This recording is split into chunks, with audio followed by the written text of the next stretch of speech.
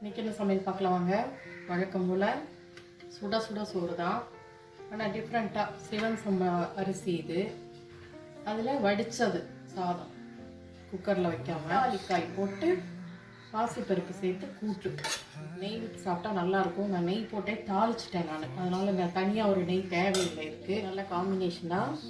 பாகக்காய் 65 இது வந்து நான் ஆயிலில் பொரிக்கலை, ஏர் ஃப்ரையரில் வச்சு நான் பண்ணிட்டேன்.